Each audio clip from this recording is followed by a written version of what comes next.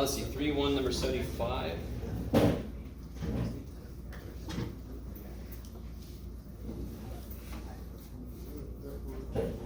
Oh yeah, okay. So, can somebody tell me when is a function differentiable at a point? When everything agrees, right? When it's continuous. Yeah, if the derivative itself there is continuous. Also, the other thing is, something that's true is if a function is differentiable at a point, it's continuous through that point. If a function is not continuous at a point, it is not differentiable. And this is something about logic. If A, then B. If not B, then not A. Right? This problem is really straightforward.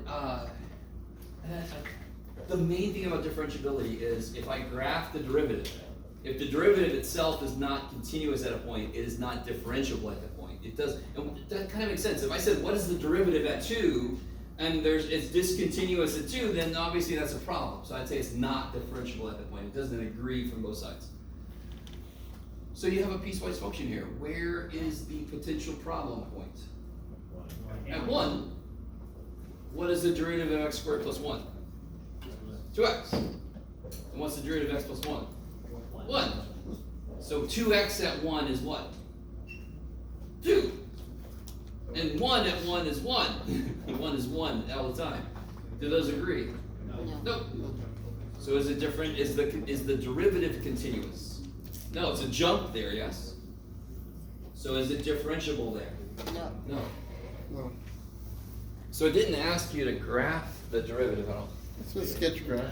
Sketch the graphs of f and x. Ooh, I like it. Even better. So that'll be a nice visual of what's happening. So I'm happy they want you to graph it. Because so you know the derivative of f is 2x. That's easy to graph. And you know the derivative of x plus 1 is 1. Holy shit. You with me? So you can graph 2x, and then at 1 it jumps down to here, so it's got to jump. And so if you graph it, it just jumps out at you, the fact that it's not continuous. So differentiable just means the derivative itself must be continuous. It's like the next level of continuous.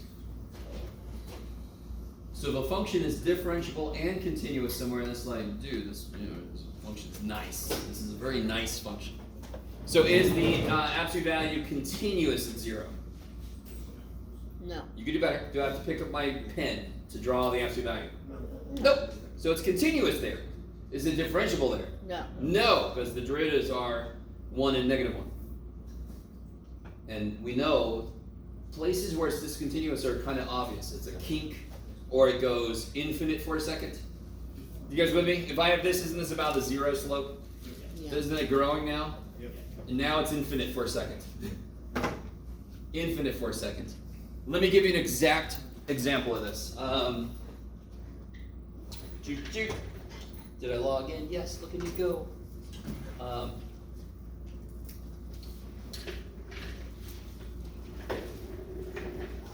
crap.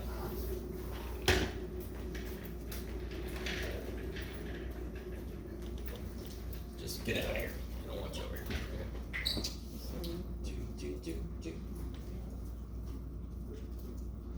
So just to show you my writing skills, and here's a function you don't get to see very often. What's square root look like if I graph a square root? Yeah. Does anyone know what a cube root looks like? You don't work with that as much, but x to the 1/3.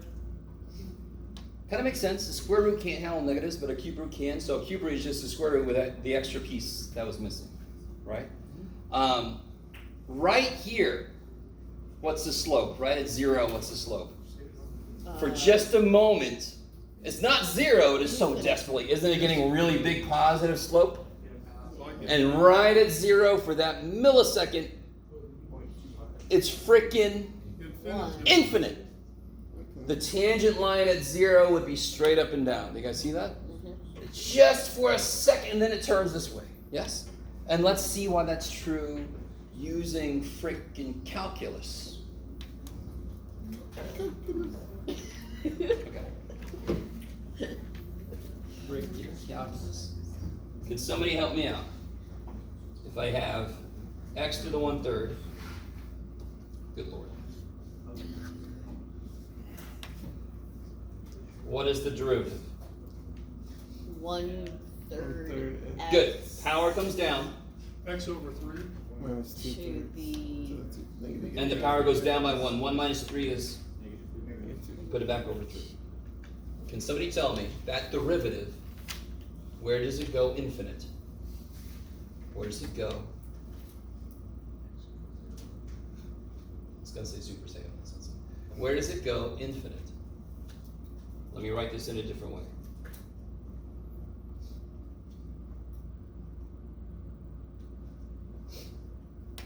Where is that? Undefined. Let's start there. Where's that undefined?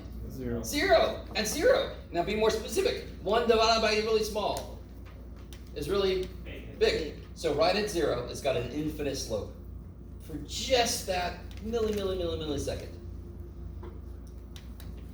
So that's another way you could be not differentiable. This has an infinite discontinuity if I graph this derivative function, yes? Okay, maybe. So you can have a kink, that's freaky. Right? Not shaming anybody, but that's freaky. You could have a place where the slopes just don't match, like a absolute value. That's another kink. You could have a place where it just goes to infinity for a second. Right? That's kind of an exaggerated, but still. You could have a place where your function itself is just discontinuous. I like it. Okay. All of those would be locations where it's not differentiable because the derivative itself would not be continuous there. Okay. Kind of given up on getting reactions to anything. So hopefully that made sense. Anything else from the homework? Yes. Yes. 3-1, number 57. Oh yeah, okay. What's it mean to be inversely proportional to something? Well, let me start this. What's it mean to be proportional to something? Yes, the rate of population growth is proportional to the current population. The more people those people can make. Yes? Means there's a ratio. Yes, so they are directly proportional. That would mean that one equals a constant multiple of the other one, right? Your pay is directly proportional to the number of hours you work. Yes? Okay. Inversely proportional is just the opposite. It's one is equal to a constant divided by the other one. So this one says the pressure of the gas is inversely proportional to the volume. So I can immediately write the pressure is equal to some constant, and you can call it whatever you want to. We normally call it K because we misspell constant. You can call it whatever the hell you want to, I don't care. Very often we'll call it alpha, but I'm just going to call it K. Or kappa, if you like kappa. And then you're like, okay, great, Jeff, that's fantastic. What the shit do I do from there? Well, they give you an entire situation. The pressure is 0.106 when it's 50 kilopascals. Did you even have to know that that was kilopascals? You did not. I don't care. It's kappa, right? 50 kappa. Just the numbers are what matter. Does the 25 degrees matter? What did they say about temperature from the very beginning? Constant temperature. And is that involved in the equation at all? Nope, it's nowhere in the equation. So they did not have to say that. They were just doing it for completeness. So part A, what part of this function should I know the value of? Volume. K. I can measure P, and I could, if I knew what K was, I can then figure out what the volume should be, right? So I need to know what K is. It's sort of like, if I have this equation, what two things do I need to figure out? M and B. Why wouldn't you say an X and Y? Because that's the shit we're gonna be given. So in this equation, I'm gonna be given V or I'm gonna be given P. So which thing do I need to know the value of? K. It's like our M. It's a constant. I need to figure that out. Did they give me a way to figure it out? Yeah, they told me V is 0.106 when P is 50. So that I can figure out what K is. Now, real quick, just is that okay? So part A, you're just gonna solve for K, for part A. Even without that shit, does somebody have a better way to write this? P times V equals K. That's worse. K times V, 1 over V. So why is this better? Because now a derivative of this will be easier, right? So what have we learned so far? If I am able to take the thing they're asking me to find the derivative of, and I'm able to write it as x to a constant, always easy. Always, eternally, forever, don't care what it is, easy. The power comes down, goes down by 1.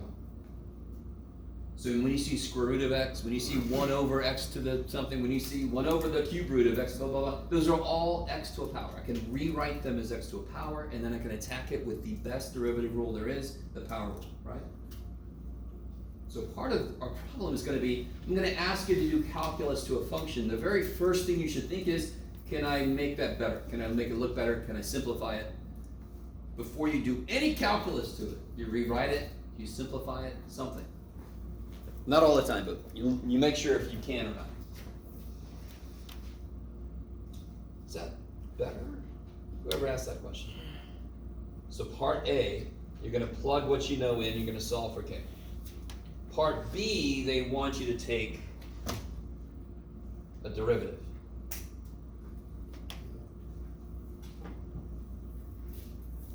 So here, let's do this together. You guys, don't say anything. You put this in fresh paper. So P equals K over V. You know P is 50 when V is 0.106. Can you figure out what K is? Yes. Yeah.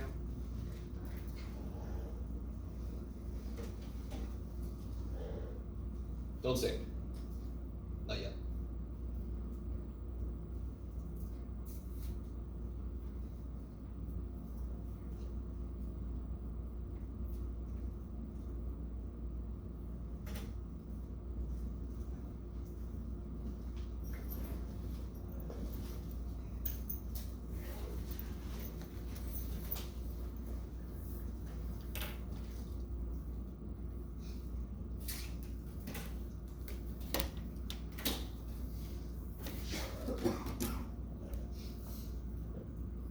There's a really cool thing about multiplying. If I move one decimal over twice, I can move the other decimal the other way. So half of 10.6 is 5.3. Or just plug in the calculator. I know you got calculators. So K is 5.3. So now I know the formula. It's sort of like getting the slope. We just figured out the slope in a way. Like M, figure out what M is. Right? So now we know the full formula is P equals 5.3 over V, which you can write in a better way, like that. Because part B wants me to solve for what? Wants me to figure out what? What exactly does part B want me to figure out? The derivative. What exactly does it ask for? The DP? units. What's it say, DV? Yeah. Oh, okay, all right. But That's actually kind of nice that I've done this. be DV because that's what Yeah. is what So the this Y would be good is. if the question had been what my poor addled memory thought it was. Is this what they're asking for though? No. No. So which way should I go instead? I should solve for, You should solve they V. want me to figure this out. So in order to figure that out, don't I have to know what V is? Yeah. A function for V, yes? Yeah, so Can you solve this for V? So you multiply both sides by V and then divide both Yeah, sides. so these just by switch places. Yeah, so then I get V equals 5.3 over P, and I can write that as 5.3 P to the negative 1 because now it's in the form variable to a constant. So one level of this is X and Y don't mean shit. There's a nifty history to why we chose X, And the literal reason we chose y as the next important variable is because it was the next variable. It's the next line. What else did it ask next? Okay. There's nothing, we could have used A and B. We could have used almost any letter. So here we got B and P, who cares? So how do I find dV/dP? Bring the negative. The down. 5.3, does it bother me? Nope. Constants cannot bother me. They just come for the ride. So what happens with this dude? What's the rule? So negative. Negative 1 5. comes down. P to the negative 2. Good. And I can rewrite that if I want to, because I know what negative powers mean. Bring those two p's down, right? And then it asks you, now here's the thing. Okay, I should have made a point out of this earlier. So a couple things there. If I solve for p, that's getting me ready to figure this out. This is not what they asked for. To be really honest, I could get this and then just flip both sides.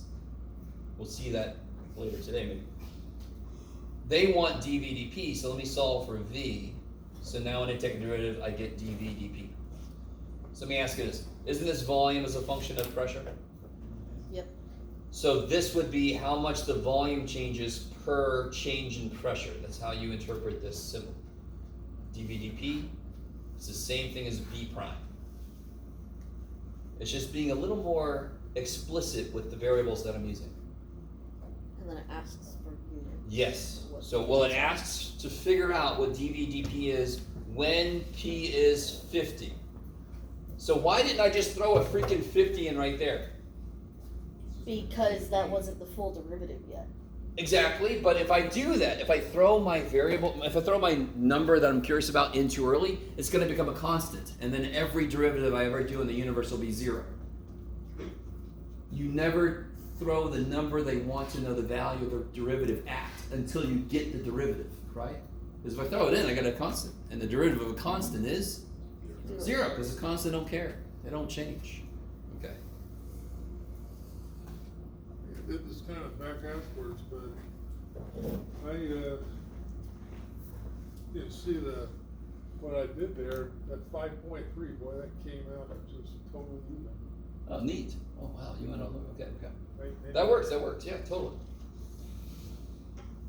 All right.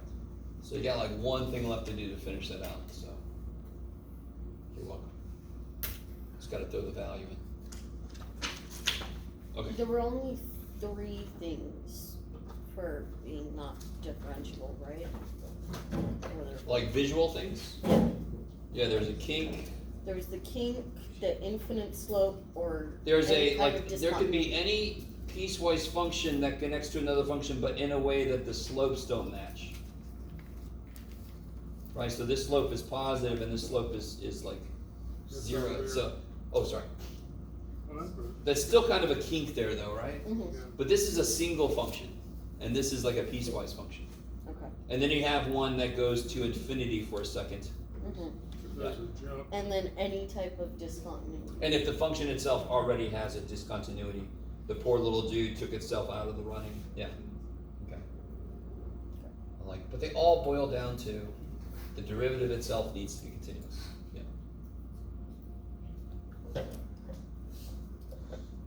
All right. Anything else from homework stuff? Okay. All right. Let's do this. We haven't finished this. Does anyone else need this? Yeah. Who needs this? Yeah, I could always use some help.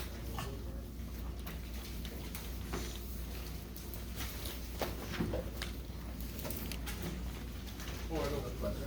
Oh.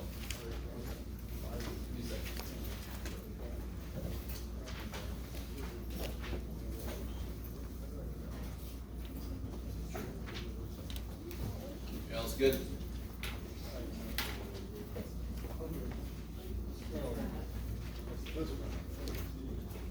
Yeah, it says differentiation practice. The other side's got this weird stuff. Don't worry about this weird stuff yet. Okay. Chain rule. So, just to say this right now, you guys know this. You guys know what I'm about to say. the next test, I'm gonna give you something like part B or part D.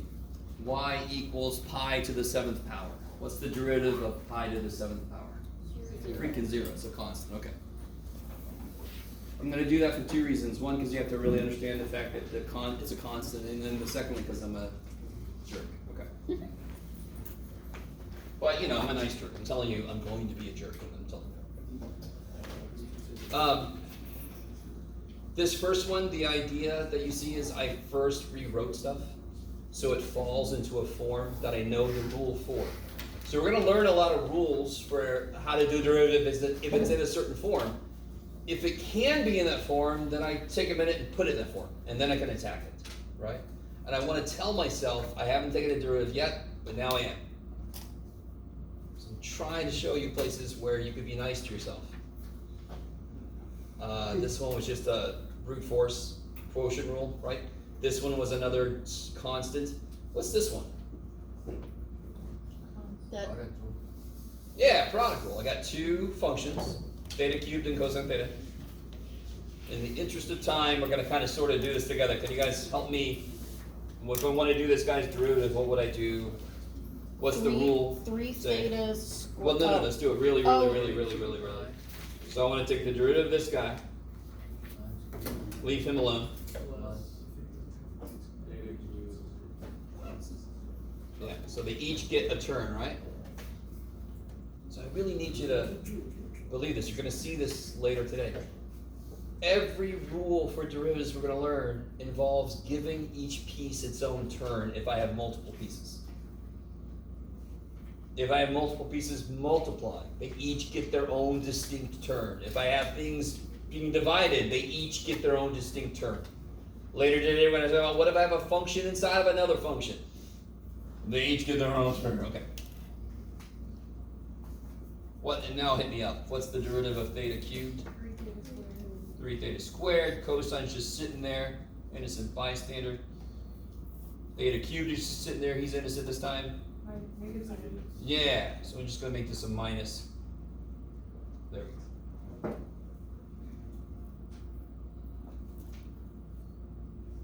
Okay, I like it.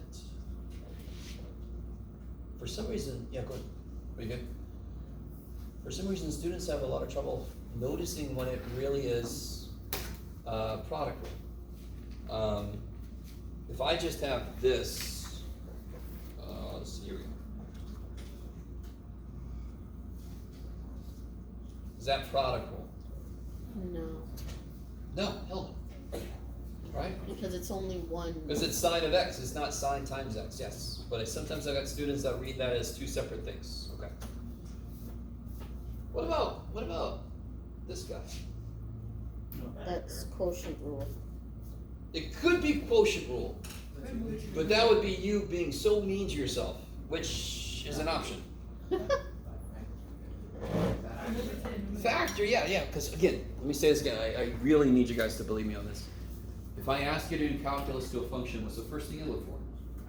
Can I simplify it? Can I rewrite it? Can I simplify it? I can simplify the shit out of that thing, and it becomes stupid nice. If you do quotient rule, it's not impossible, but you agree with me, quotient rule has kind of like a lot of moving parts. You could very easily forget to distribute a negative and all that kind of crap. There's a lot of places you can make mistakes. But if you did it correctly, you'll get the same answer we're about to get. Yes? So you factor first, but Yes. how would it be where you did differentiate it? Well, let's first factor it and see what the hell happens. Do y'all agree with me? 3 and 1 have only one way to factor each? Yeah.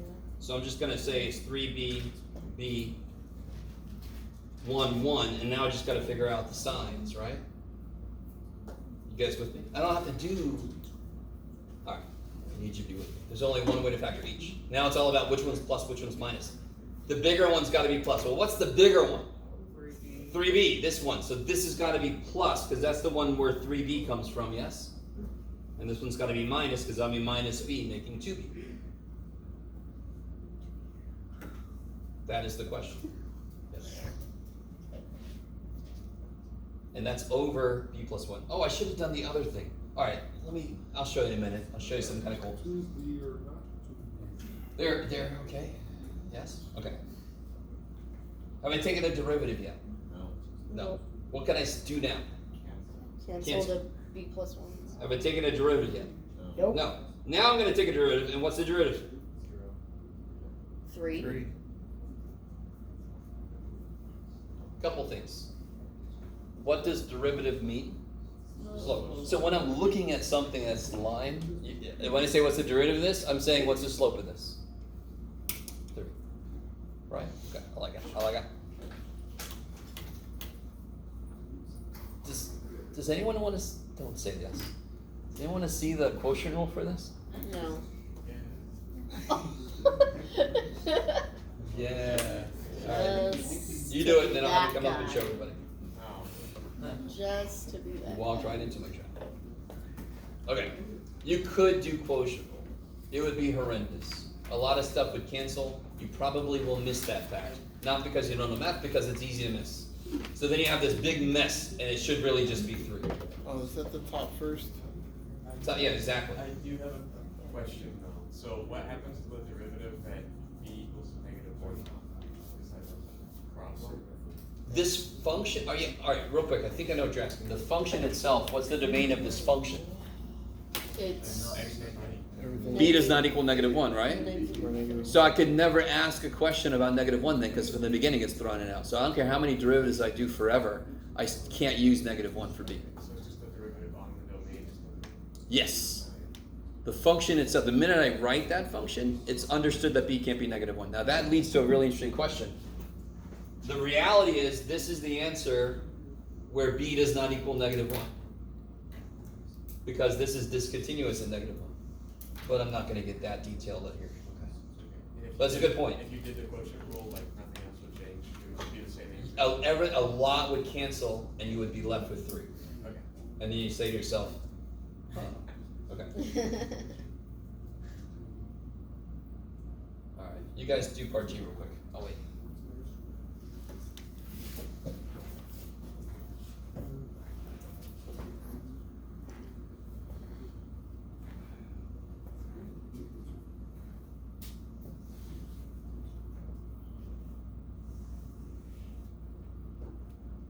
Do you have a hand up? Do you need a hand up? You got it? Up here? You can have one. You can write on it and stuff. Can you go back to E for a second? Hmm? Can you go back to E for a second?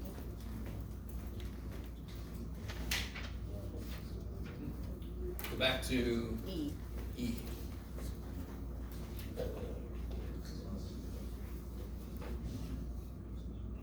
Isn't the derivative of anything that's co-negative? Totally. Wasn't that plus and that's minus? Yeah, okay. I guess that. Okay. Just wanted to make sure that I was catching the right mistake. Alright. Yeah. Yes, sorry. Anything Why did we anything choose that's the sign for co E? is negative. What's the derivative of cosine? Beta. Negative sine beta. Negative, okay. Yeah. Okay. Positive. Yes. What would the derivative have a removable discount? Oh, see, sorry. So when would it have a removable discontinuity? So like, a really good example is the one we just did. Yeah. Yeah. The original function can't use -1, therefore anything derived from that function can't use -1. So this f prime of b equals 3 if b does not equal -1. So there's an open circle image. B equal -1. Is that only when it's gonna help us? Is that the only time? Yeah. No, not necessarily, but it's the most common time. Is when the original function has an issue somewhere. Yeah. Alright, so what do you guys get here? 2x cosine x. Here, okay. Sin x plus. So real quick, 2x sine x plus Never forget the x first squared example we did. cosine x. If I just take the derivative of each piece of a product, the derivative of x squared should equal 1. Does the derivative of x squared equal 1? No. No. What's the derivative of x squared? 2x. 2x. Do you remember the first thing we did? We wrote x squared is x times x. Is that not still x squared? Yeah. If I say, well, the derivative of x times x should be the derivative of each piece, I'll get 1 times 1, and it's 1. That can't be true. Never, ever do we take the derivative of two separate parts at the same time. Every rule we have is going to have, every piece is going to get its own distinct term. So the first thing we do, just to write the rule down, Is x The squared first dude? derivative yeah, sine x plus x squared. second dude's term, yeah. and sine x term. That's That product is rule. product rule that we used here earlier today. Derivative of the first dude times the second plus the first two times the derivative of the second. F prime g plus f g prime. Okay. So then I get, what do I get? I get You get 2x sine 2x x sine plus x squared cosine x. good. Because the derivative of sine x is positive cosine 11. Yes. The product rule is cumulative though, right? So you could have left x squared and get the derivative of sine x and then. Oh, sure, yeah. That's fine, right? Since the product rule is built on addition, Yeah. it doesn't matter, yeah, As long yeah, as just one is opposite. yeah. This right here is product. So here, let's do this on the side here. And we finally know enough. I can do this function. So here's a little side function.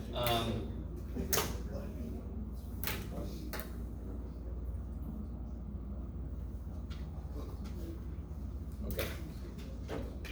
So that's what you. So I want to take the derivative of this thing. What's he mean? How many This? functions are involved in this one function? 3, good. And this is- So product rule is extendable, right? So, So all I need is a product of a certain number of things. If I have a product of two functions, they each get a term f prime g, f g prime. If I have f g h, f prime g h, f g prime h, f g h prime, they each get its own term. Yes? You good? Sorry. I thought the look on your face like, you're fine. I thought you were asking a question. Okay. So I would do, if I write the rule out, it's the first dude, dadgummit. Then the second dude, and then the third. then the third dude. That is product rule. It doesn't matter how many parts you've got, they each get their own term. Yes? If you skip this part and just instantly go to the next step, will you get full credit? Oh, I see what you mean. You'll be fine. It's just, if you go to the next step and I have no idea what you did, you might lose more points than if you actually showed me what you did. Yeah. Plus, if you do this, you'll make less mistakes. Okay. So what do I get here? 12x to the third, x. He's our buddy. We love him.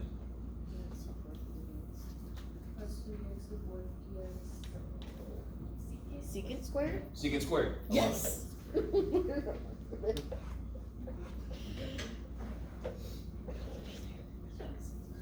love it.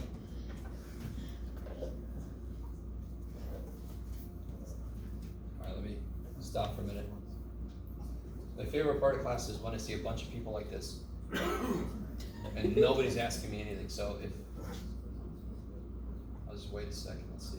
Anything about that that's trippy? Or anything about that that's not trippy? Maybe that's a better question, huh? Okay. Everything gets a turn. The next one is. So I want to point something out. We're gonna learn product rule, we got quotient rule. Today we're gonna learn something called chain rule. They all require you to understand what the derivatives of all the separate functions are. So what do we know so far? We know x to the n, we know the trig functions. We know the constant rule and we know the constant multiple rule. Sure. And we also know b to the x. We know the product rule. Yeah, good. So we know like the vocabulary are the individual functions and the derivatives, and then the rules are like the grammar of what we're doing, yes? So I can't apply a rule correctly unless I know all the derivatives of all the parts involved, yes? You know, e to the x derivative. And, Totally. And the general exponential derivative. Yes, b to the x, yes.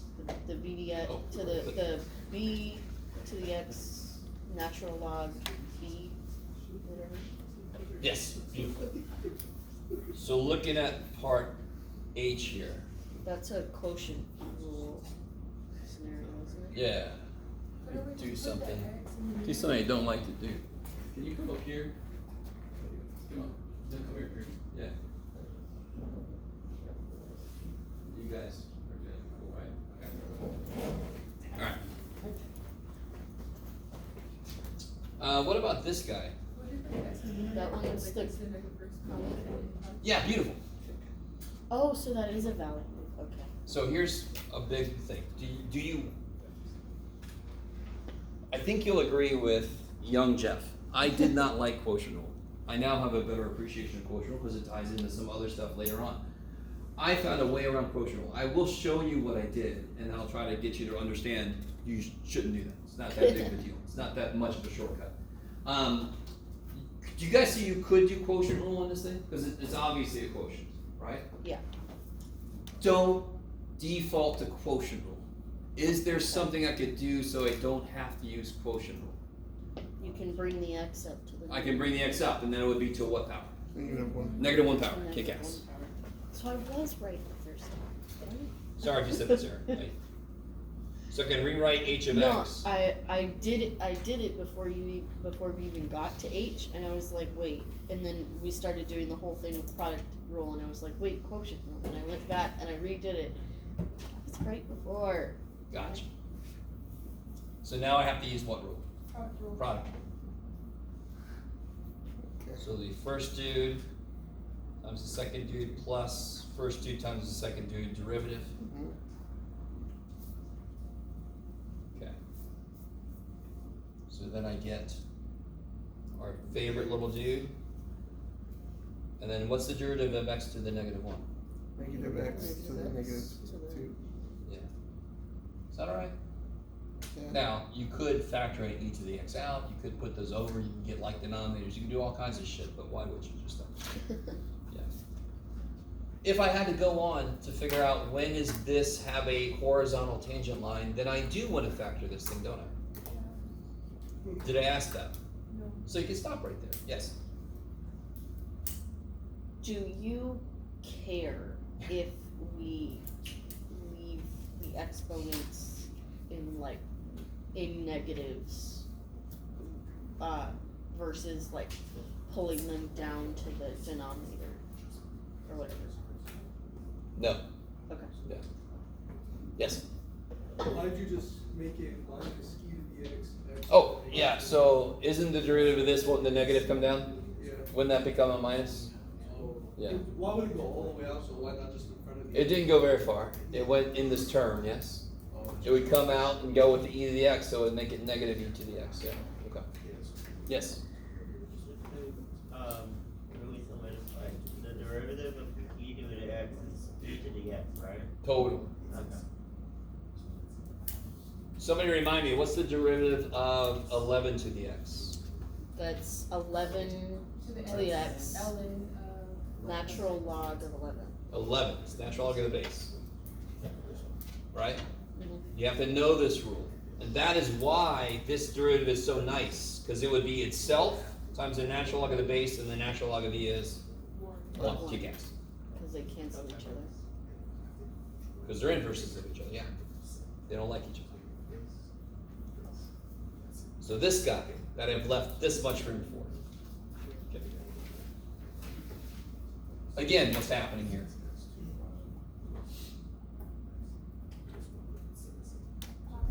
Product, I love it, so go ahead and do it. And then I'll point out an identity you can use. You should, well, we'll see. does the 2 go off the right or? Constants always come for the right. Constant multipliers, they just come for the right. real quick, you could look at this as three functions, correct? 2 times sine x times cosine x. So what's 2 prime? 0. So we just don't. So instead we just say constants come from the right, because if I did look at it like its own function, its part would die, it'd go to 0. Yeah.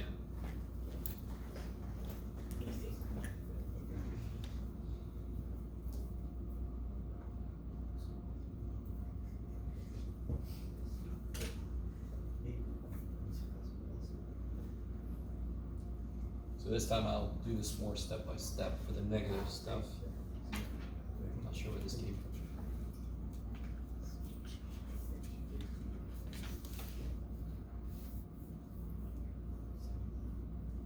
So what's the derivative of sine? Cosine? What's the derivative of cosine? Negative sine. Sine is negative sine, and sine is cosine. Yep. So then you get 2 cosine squared. Now real quick, this always trips me up. If I did not draw those parentheses, would it look the right way? Looked like you were subtracting. It would look like I'm doing 2 sine x minus sine x, right? So you need those parentheses. Can't I take that negative and just make that a minus? Mm-hmm. Yes? Okay. So always have students that seem to have trouble with And then you can just take, that kind of idea. and then you can take a -2 out. Well, just the 2. Why? Because what is cosine squared x minus sine squared x? Does anybody know? Yes, it's cosine 2x. Oh shit! How about that? So it's one of the trig identities you must know. This is 2 cosine 2x. Now real quick, does anyone know what 2 sine x cosine x is? Sine 2x. Now, did you really need to do either one of those? No. If you didn't notice that, you're fine. That's a beautiful answer right there. Right? Tears. I'm gonna make a point. 2 sine x cosine x is sine 2x. What do you think sine 2x's derivative should be? What's the derivative of sine? Cosine? Cosine. But did we get cosine 2x? No. No, we got 2 cosine 2x for some freaking reason. Yes? Now again, I just want to make the... Did you have to realize this? No. Did you have to rewrite that? No. This is beautiful. This is beautiful, beautiful, beautiful. This is Jeff being a weird-ass math dude. That is sine 2x. Didn't we just do its derivative? But we got 2 cosine 2x for some reason. Where did that freaking 2 come from in front? Probably has something to do with this 2 being inside, yes. So that's the thing we're going to learn in a little bit. Do you all agree that there's a 2x function inside of the cosine function? There's a 2x function inside of the sine function? There's a function inside of a function? Yeah. Oh, okay. Okay, stop. Have you guys ever gone on like at the airport? They have the train. What do you call it? The walkway. Oh, the automatic walking- walkway, whatever it is, right? You guys know what I'm talking about. Yeah. Okay. And you get on there. And Yeah, you- the moving sidewalk. That's what it's Right. called. As a comedian, it's like, why would you walk in the damn thing? But if I am walking at a certain speed and then I get on the tram, don't those speeds interact with each other? Am I not going faster overall? In fact, if I walk the other way, couldn't it look like I'm just walking to the same place? Yes? Yeah. Okay. That's the poor math guy moonwalk, yes. Yes. I'm still confused how we got the 2 cosine 2x. Yeah. I took a 2 out, and then it is an identity that I'm hoping at some point a teacher's shown you, or somebody has shown you why it's true. Cosine squared x minus sine squared x is cosine of 2x. It just is. The same way that cosine squared x plus sine squared x is 1. Okay. Is this like obvious? No. Is it easy to forget? Oh, hell yeah. Am I still going to require you to know it? Oh, hell yeah. Yes. How'd you get to the 2 cosine squared x minus 2 sine squared x? Oh, what's cosine times cosine? Cosine squared. Cosine squared. And what's sine times sine? Negative. Yeah, negative. Sine squared, yeah. Okay. Alright. So what's the one nice thing about question number 2? Is that it's something we already know. We already did this, yes? This guy's derivative. Why do I need this guy's derivative? Because that'll help you with the slope. and I need the slope for the tangent line. I love it. So I know this guy's derivative already. Let's just use this less freaky one, if you want to. Oh, the other one would make it quicker, but that's okay.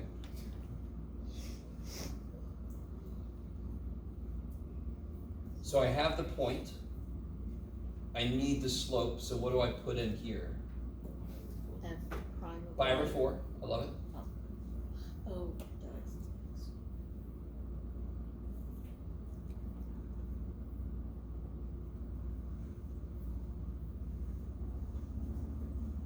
What is cosine squared? What's cosine of pi over 4? Or two. Rad 2 over 2. When you square that, you get 2 over 4. You get 1/2. What's sine of pi over 4? Same thing. So, I mean, I don't even have to go all through this, do I? Cosine squared pi over 4 minus sine squared pi over 4 is because they're equal at that angle, yes? So this slope is 0. Is that cool? So therefore, let that be easy. What is the equation of the tangent line then? y Y equals 1, yeah. Y equals mx plus b. Well, plus b, not really plus b, but let me see, maybe be more careful. Yeah, the slope is 0. So it'll be y minus the y piece equals 0 times x minus the x piece. If you want to see a little more about it, so then you get y equals 1.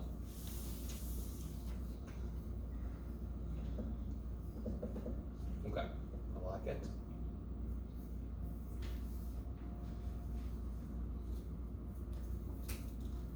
So, let's do this. Before we look at the other side, we'll talk a little bit about two things. I'm going to do a less technical example, and then we're going to do the very technical proof. So this is 3.4. Yes, this is 3.4. Got it. And Before I forget. 3.4 is chain. Before I forget, because I feel like some of you guys still like me a little bit, Monday we're going to have a quiz. Oh boy. Okay.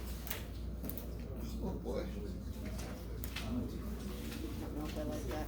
Are we gonna have to know chain rules for the quiz on Monday? No.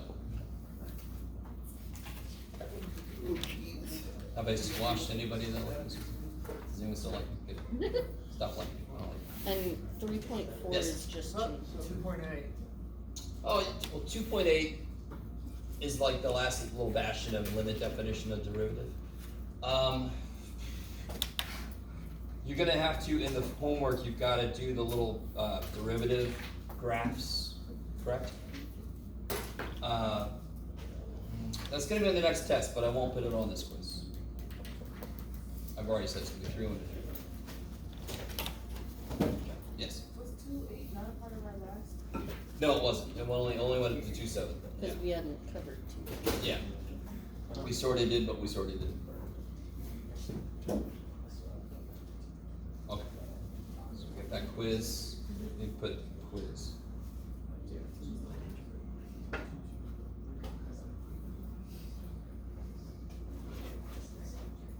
So let me ask you this. I'm going to do something very similar to the way the very first thing I did when we were about to get into product rule was to analyze a function whose derivative we did a certain way, x squared, and then I rewrote it to at least see why a certain approach won't work. To have motivation as to why I can't just use an old rule. So what we're about to get into is functions that are inside of other functions. So if I have this function here, what do you got, Jeff? Yeah, let's do that.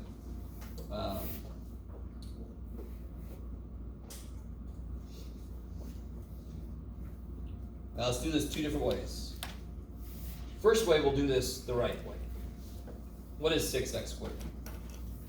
12x. 36x squared. 6x. And what's its derivative? That's just squared. 72x? Beautiful. Yes? Okay, stop for a minute. Now, if I incorrectly believed that, hey, look at this, it's something to the second power. So I'm just gonna take, okay, how do I do something to the second power? Doesn't the 2 come down? 6x times 6x. Times 6x to the first, yes? Can that be correct? No. How much am I missing? What am I missing to make it become what it's supposed to be? The derivative of the inside. The derivative is that. Well, tell me, just somebody tell me exactly what number am I missing? 6. I'm missing 6, which happens to be the derivative of the inside itself. So this is kind of like, this isn't exactly right, but it's close enough. If I'm on a train that's moving, according to you guys, I'm moving, correct? To me, I'm standing on the train. Okay. If I start walking, aren't my motion and the train's motion going to combine somehow? Okay. In this case, I'm not adding and multiplying, but it's good enough for right now. This function is changing over time, and this function is changing over time. So therefore, their two rates should combine. Yes? Why does the 2x squared for the power of 2 stay whenever you use it already? What? Do it again? Sorry. So outside 6x squared, why is it 36x squared? Wouldn't it just be 36x? What am I squaring? The The 6 6 and the 2. the x. Or the, So what's 6 squared? 36. What's x squared? X squared. Okay. Yeah. Okay. So, here's how this kind of works. And this is why it's so important to be able to discern what's inside and what's outside. So let me ask you guys this. In fact, let's do another example like this. How would you do...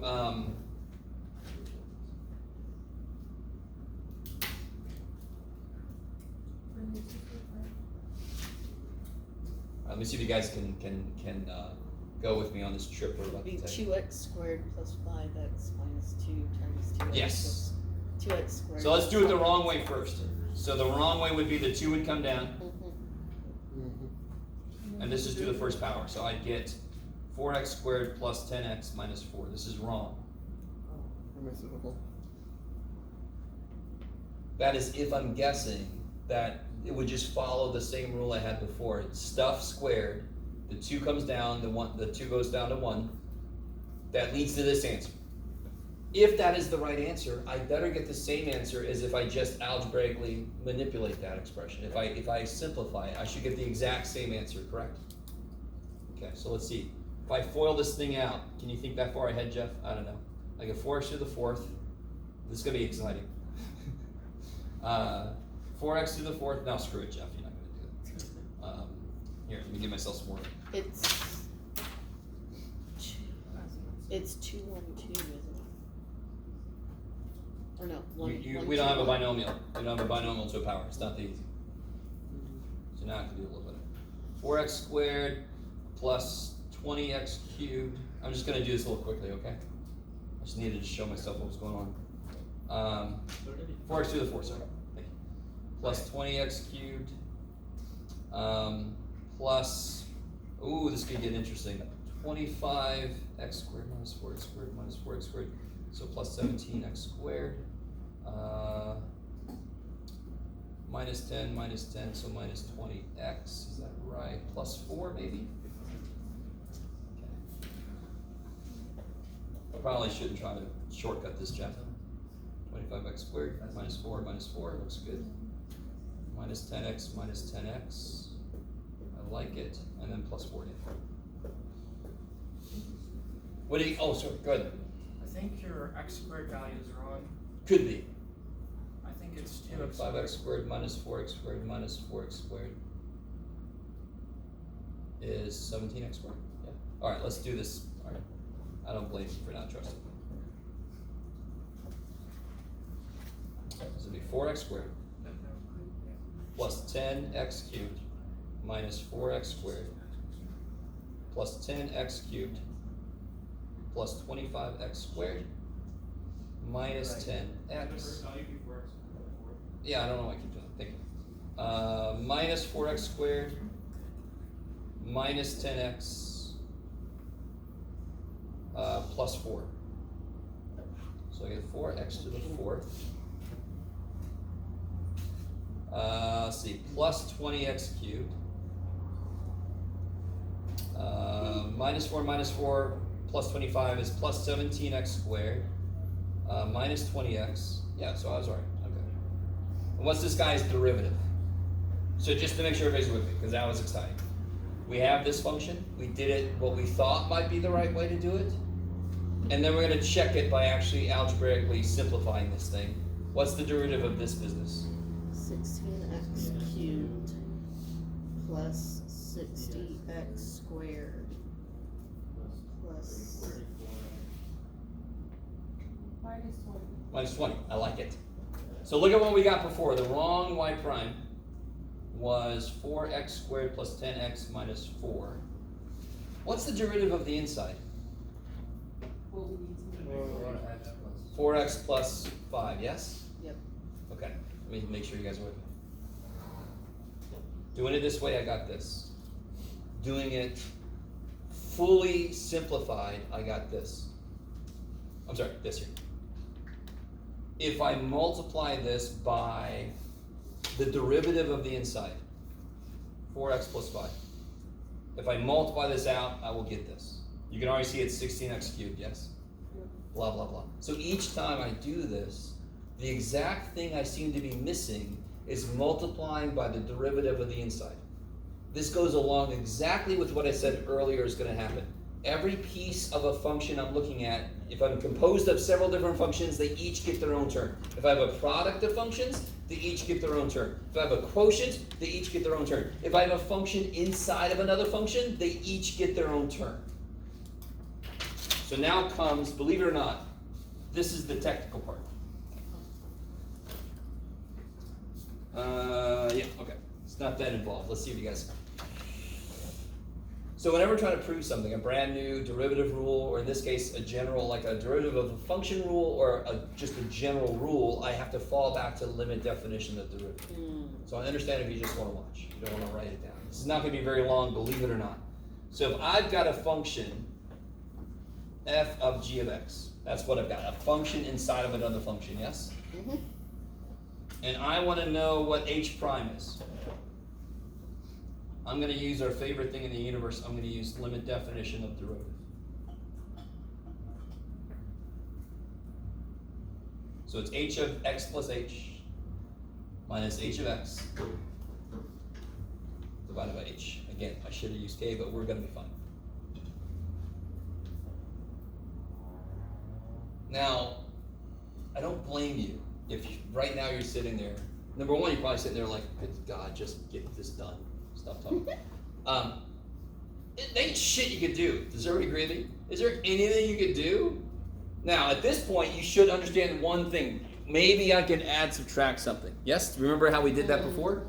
That ain't going to save us. That's not going to save us. So instead, what I'm going to do is I'm going to multiply and divide something.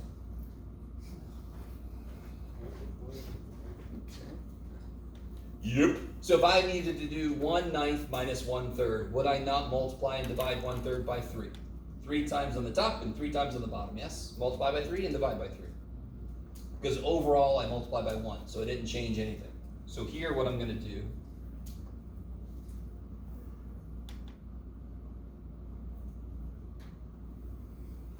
I'm going to multiply and divide by this business. I didn't need you.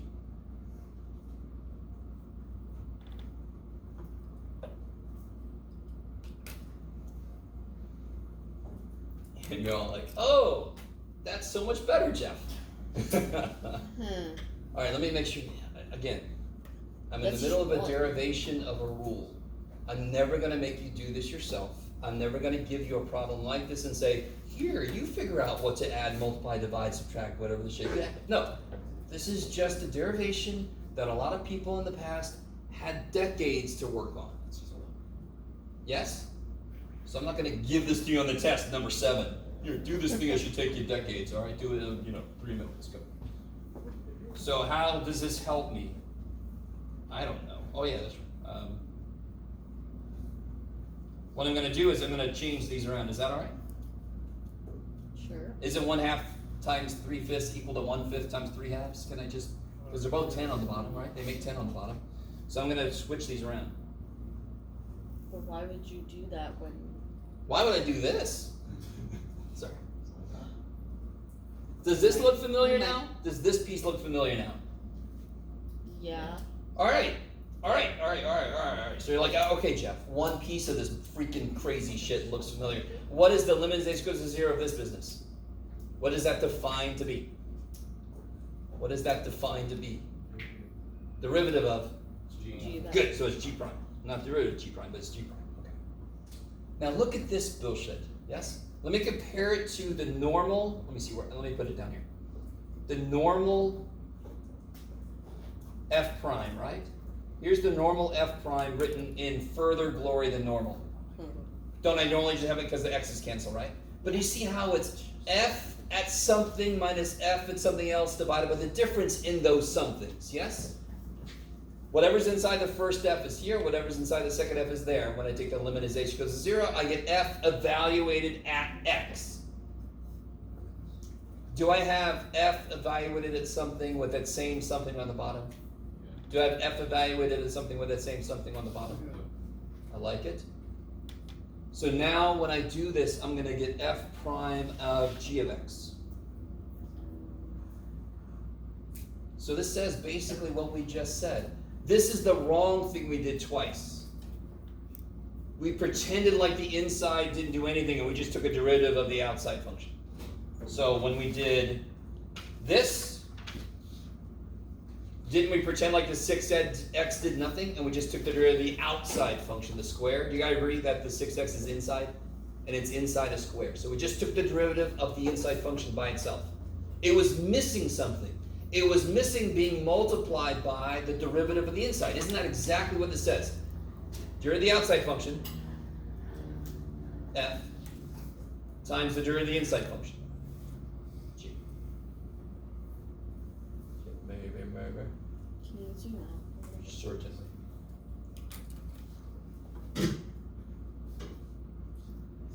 Now again, I don't know how often I can say this. When I'm deriving something, we get the rule. Then we have concrete applications of the rule, dear God, yes? The concrete applications of the rule will eternally be easier than this business. But knowing me, I must show you, I have to, not because somebody told me to, but because I want you, even if you don't understand every step of this, you understand the limit definition. You know why that's useful. That brings algebra into calculus. I'm using something we've used before to actually arrive somewhere that we sort of saw evidence for already. So this was not a proof, this is a proof. And that's why it's kind of gross. Because I just did this to every possible function in existence. That's why this is a little gross, yes? What is the formula called? What's the rule called? Yeah, the Chain rule. Okay. Yeah. So, let's look at the other side of this paper here. I think I got one in color. You guys don't. So basically, chain rule is blah, blah, blah, blah. Okay, look at these functions here. These are functions you could do the derivative of each one of these, no problem. Does everybody agree with me? Yeah. Okay, you should be able to. These, before today, it would be impossible for us to do these. We would not have a clue. Now, this would not be impossible. Would you want to do this one? No. What would you have to do? You would have to do. Write it 5 3x times plus in 4. 2. You could use, 5 times. You could use the Pascal's triangle. but even that, I don't want to do that. Now we can do this easy. Do you all agree with me over here? What's inside the square? An X. What's inside the sine? An X. An x. What's inside the 3 times something? An x. What's inside the tangent? An x. What's inside the x? The x.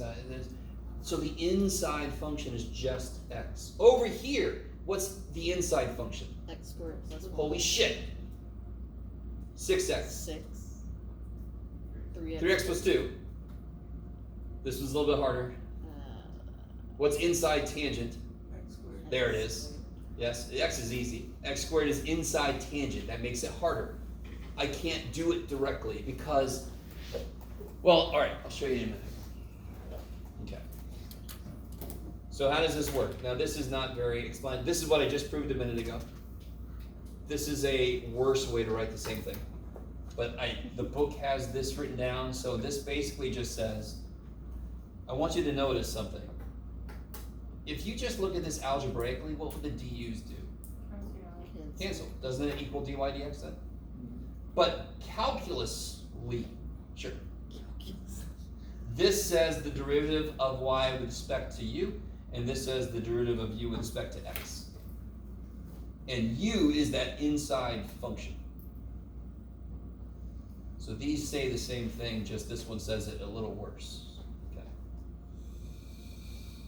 So I give you a couple examples. So the first step is to do it wrong. It's only wrong because we're missing a multiple of something, right? Every time we did it the wrong way, we realized, oh, I was just missing to multiply the inside derivative, yes? So this would be, what would I do with something cubed? The 3 would come down and would become a second power. But now the inside is more than just x. So I have to multiply by its derivative. And what's the derivative of 2x minus 3? 2. So then if I put that together with the 3, I get 6. For some reason, this step here is very weird. But are you all cool with that? Of course I don't put a 2 at the end, I put it up in front. That's what we always do with that, yes? Last semester, my friend was always telling me derivative of the outside times the inside times the derivative of the inside. You're in the outside of the inside, yeah. Okay, so let's see. Let's try this dude. Okay, let's see.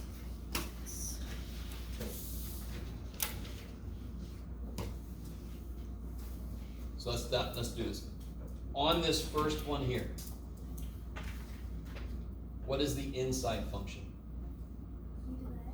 Yeah, we're just gonna look at this piece. No, careful. That's the outside. What's The inside is 2x squared? Do you guys see how 2x squared is inside e to something, right? So 2x squared is the inside function.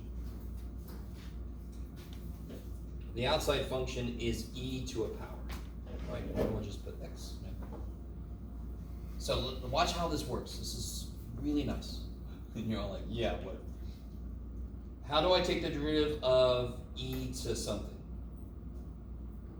What's the derivative of e to the x? Same thing. So e to something on the basic level, e to something is itself. something. That's its rule. The rule for e is the derivative is itself. So it stays the same, e to the 2x squared. Times, now the inside gets a term. Just like product rule, just like quotient rule, each piece gets a term. So it'll be derivative of e to stuff is itself times the derivative of the inside. Plus. The outside function here is obviously tangent. What's the derivative of tangent of something? Secant squared of something times the derivative of the inside. That's what chain rule says. And I've showed you 2 examples where if you assume otherwise, you get the wrong answer. And then I showed you through limit definition how we arrive at this idea. So what's the derivative of 2x squared? 4x. And I put that out front, because that's where we put little coefficient dudes. What's the derivative of 3x? 3. Crazy, and I put it out front because that's where we put little coefficient dudes.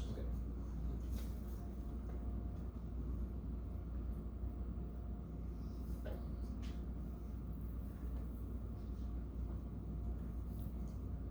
Now I should have said, I should have asked if this was a product, because I don't know if anybody thought this was a product. Do you all see how this is not a product? Yeah. What would I have to add into this to make it a product? An X. Tangent x times 3x, yeah. So tangent has to be of something. Tan by itself doesn't mean anything. Okay.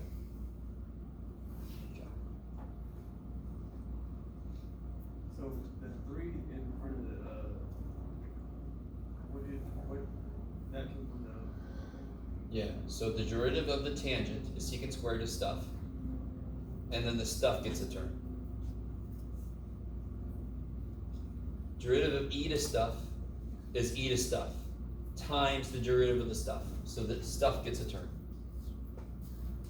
Is it possible to have a function inside of a function inside of a function inside of a function? Yes. Then you start to realize why we call it chain rule. We just do another chain for each little Russian nesting doll. Do I have to know ahead of time how many chains I'm gonna have? No! I have colleagues that teach, yes you do, no you don't. You just do it as it comes. You don't have to know ahead of time anything. You just do it and you go, oh shit, there's another one. How about that? But again, we're just starting to work with this stuff, so we don't know what that looks like yet. Get some more room for this guy. So everybody got that? You guys are good? Okay. Now listen, let me see if you guys can get this. Primarily, what is the rule I'm gonna use for number 4? What is the primary thing going on? It's a product. Now, I can tell there's gonna be some chain kind of stuff going on. Do I care about it at first? I don't give a shit about that at first. It is a function times a function. I do not have to know ahead of time everything that will happen. So it's a product, that's what it is. So when I do G prime, it's just product rule. How does product rule work? F prime Good. is G plus This guy's derivative times this guy's just sitting there, times G.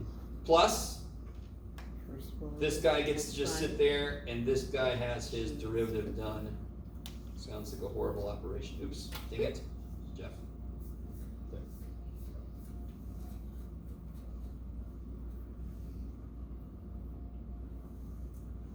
So first guy gets a turn. This guy's just sitting there. First guy just sits there. Second guy gets a turn. Cool. Now, when I go to take this guy's derivative, and do you see how I'm being nice to myself? I am reinforcing what the rule is, and then I'm letting myself focus completely. My entire universe right now is that. Yes? You can see what I mean? I think a lot of students have a lot of trouble in math because you just want it to have the whole thing in your head. Holy shit. That is all I care about right now. And what does that derivative involve? Chain rule. Chain rule. I got stuff inside that's not just x, right? Yeah. So what's the outside function? 3. Yeah, so I got stuff to the third power. How do I take the derivative of stuff to the third power? The 3 The 3 comes down in front of stuff to the to the second power. second power. Chain rule says Derivative of the inside. inside gets a turn. I'm just going to go ahead and write 2 there. Is that cool? Because this derivative is pretty easy. Times this business. This is just sitting here going, oh, that was weird. And this guy's just sitting here while stuff happens to his friend. I don't know. It's like an alien abduction thing. What's the derivative of something to the 5th power? What happens? 5. Something to the 5th power. The 5 comes down, pass it around, and the top goes down to 4. Times 4. Times the derivative of the inside.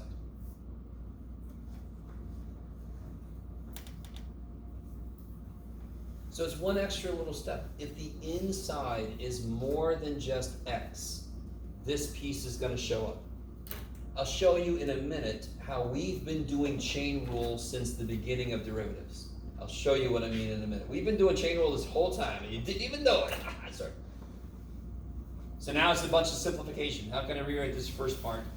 6 12 minus 1 squared. Yeah, just combine your numbers in front. And then what are we gonna have out front here? 20. 20.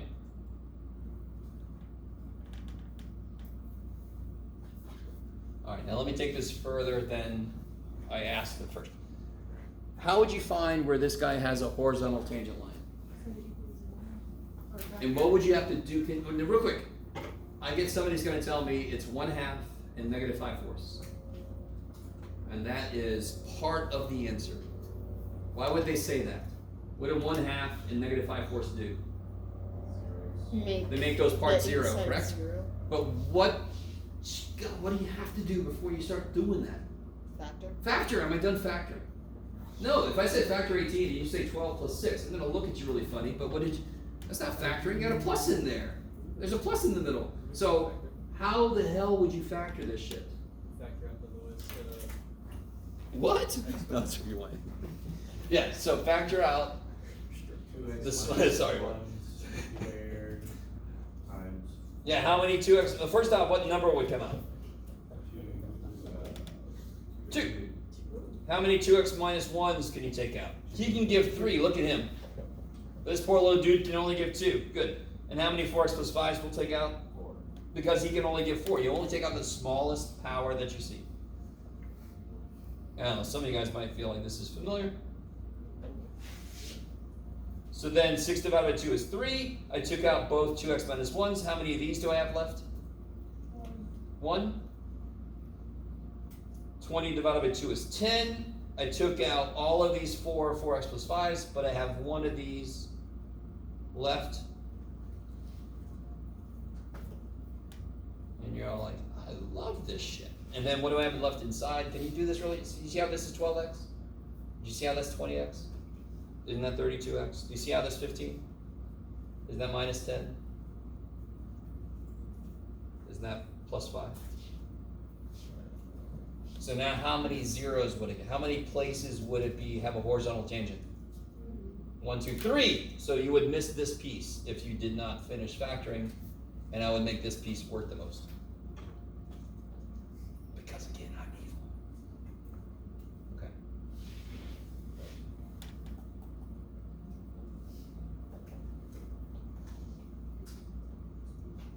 12x plus 20x, 32.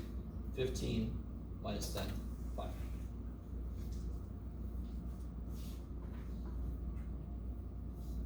So let me show you what I said earlier. What's the derivative of, oh, sorry, you guys got it? Sorry. Let me write down here this.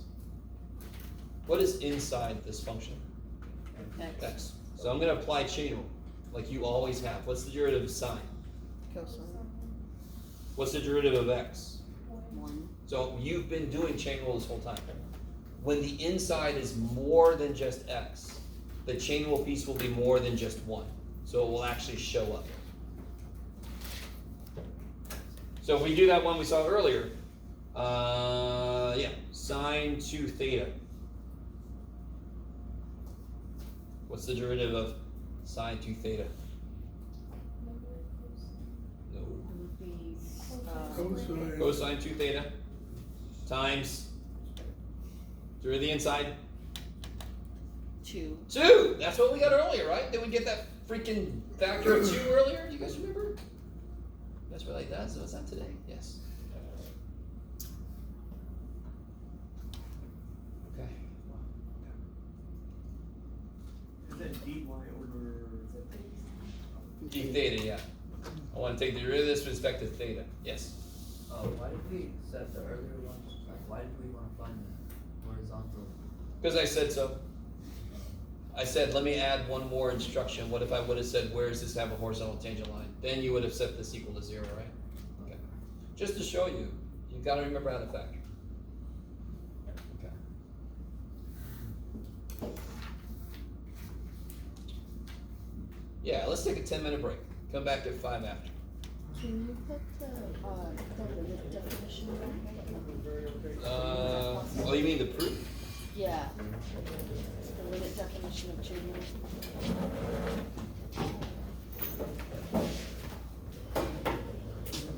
I know you said it wasn't important, but I wrote down. Well, I mean, it's important, but Well, it wasn't important to write. It wasn't important enough to write down. yes.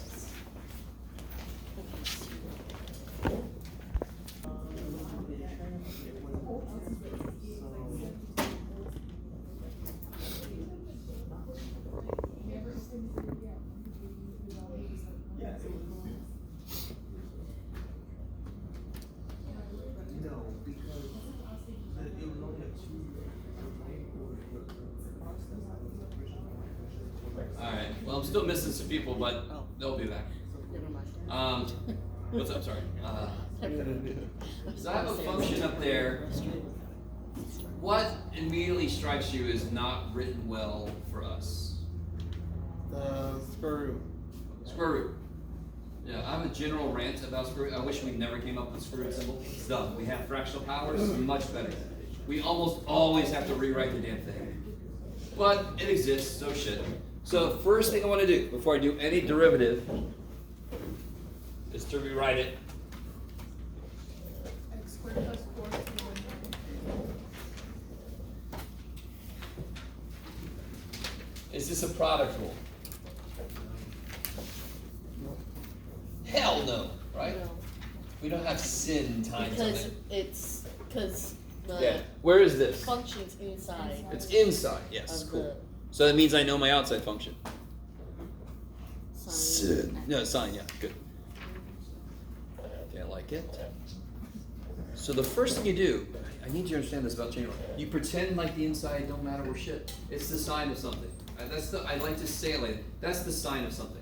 How do you take the derivative of the sign of You something? make it the cosine of something. You make it a cosine or something.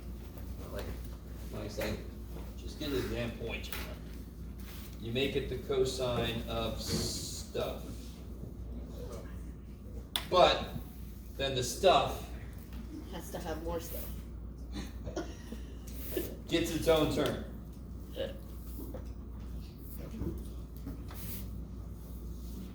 I put the stuff over too. Just easy enough. Eventually, maybe. Couldn't I have given us this problem from the beginning? Do you guys see what I mean? Couldn't that have been the whole problem? You could just cover it over there, Jeff. Couldn't that have been the problem I talked about from the beginning? I could have just asked you this, yes? Okay, now I understand what you're saying, John. So, I don't have to know ahead of time how many chain rules I'm gonna do. Will this involve a chain rule? Why? Yeah, there's stuff inside of something, yes, so that's gonna be chain rule. I don't have to know ahead of time. I know I keep making a big deal out of this, but I'm worried some tutors learned it from some teachers that you have to know. No, my God, no. All right, so cosine, this is just come for the ride now. This cosine piece, he's done. He's just sort of like, come on, what the shit. He's just coming for the ride. This piece now, what's the derivative of something to the 1/2 power? That over two. Yeah, you can do it like that, Mike. You're good. To the, good. It goes down by 1, and now, 2x. yeah, times 2x. Is that cool if I do that without having to write so much? Is that cool?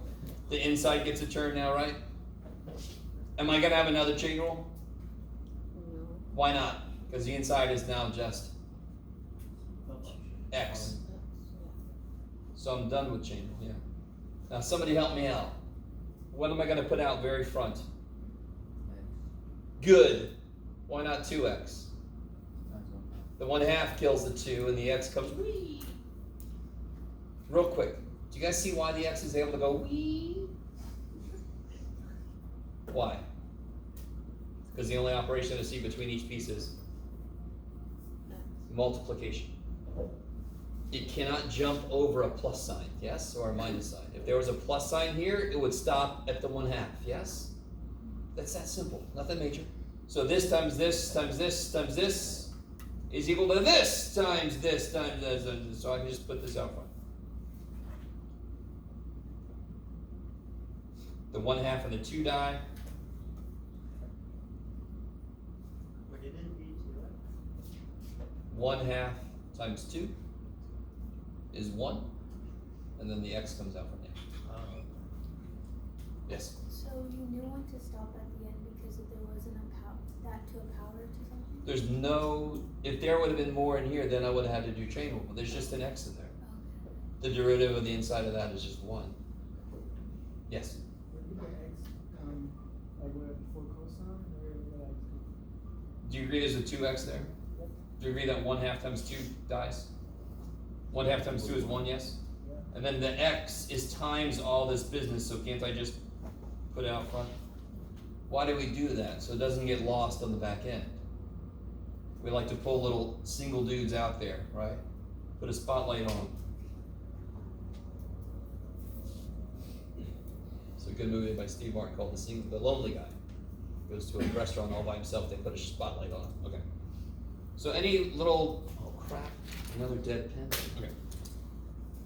Any numbers obviously come out front. Any x squared, x cubed, we put it out front, just so it doesn't accidentally get sucked into this or sucked into that. Just put it out front. Okay, let me stop for a minute. I desperately need you to see how you don't have to have this entire thing in your head at once. That is pure insanity. what was the very first thing we worried about this problem? Sine.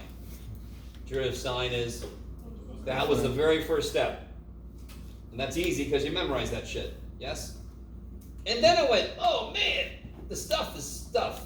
I gotta give this guy a turn. And then my only concern was 1/2 power. I mean, you have to do this. Anybody, have I already done this? Anybody draw really good? Have I ever asked you this? Anybody draw well at all? Anybody? I like this. I see a few people like, I'm okay. You don't want to teach your own. Can you imagine? Can you see?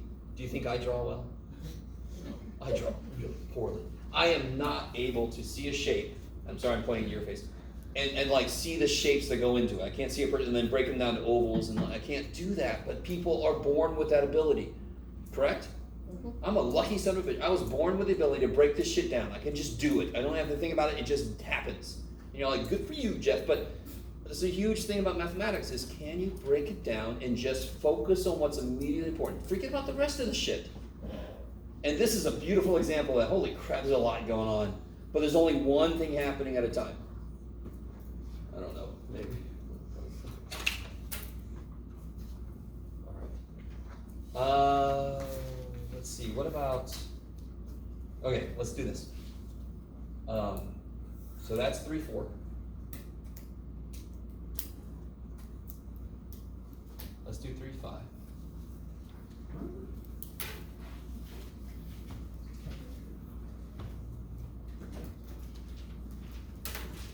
If I'm not mistaken, this is implicit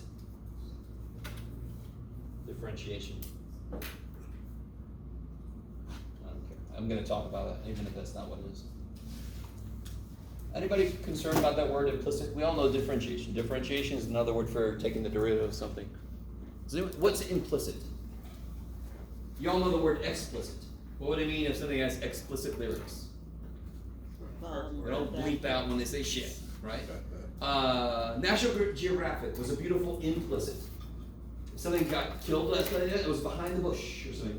The lion comes up and, oh, it's the bush is shaking, so that was, so the kids don't freak out. You guys come with me? So that would be explicit. Gore is like, oh my god, blood just flying all over there. You guys come with me? So implicit means I'm not telling you everything. I'm not showing you everything. There's something that's kind of like hidden. So what the shit does that mean? So help me out. How would you take the derivative of, what you got, Jeff? I don't know.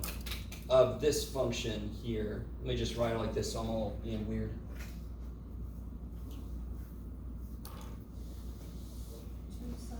Yes, good, right? It's something squared. So the 2 comes down. Now it's to the first power times cosine. Good, times cosine. And again, this is sine 2x. It doesn't matter. How would you take the derivative of this?